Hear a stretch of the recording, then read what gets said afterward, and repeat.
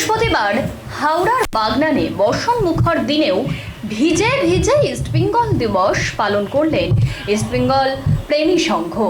এই দিন স্বামী বিবেকানন্দের মূর্তিতে মাল্যদান করার পর ইস্টবেঙ্গল ক্লাবের পতাকা তুলে অনুষ্ঠানের সূচনা করা হয়।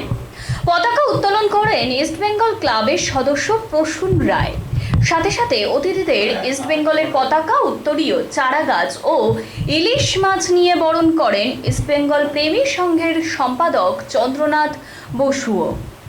উপস্থিত ছিলেন ডক্টর সৌরেন্দু শেখর বিশ্বাস, ইস্টবেঙ্গল ক্লাবের সদস্য প্রসূন রায়, বিশিষ্ট সমাজসেবী শচীন ঘোষাল, বিশিষ্ট খেলোয়াড় ও পঞ্চায়েত সমিতির সদস্য বাবলু সাঁতরা, সমাজসেবী কলেজ ছাত্রী পৌলমী মিশ্র প্রমুখেরা প্রত্যেকেই মূল্যবান বক্তব্য রাখেন। অনুষ্ঠানে জাতীয় সঙ্গীত পরিবেশন করার পর সবাইকে ধন্যবাদ জানিয়ে অনুষ্ঠানের সমাপ্তি ঘোষণা করেন সম্পাদক চন্দ্রনাথ বসু।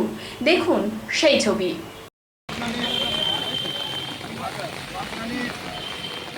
স্বামী বিবেকানন্দের মূর্তির পাদদেশে আমরা বেশ কয়েকজন মানুষ প্রচণ্ড বর্ষার বৃষ্টিতে ভিজতে ভিজতে সমবেত হয়েছি। মহান উদ্দেশ্য নিয়ে সেটা হলো ভারতবর্ষের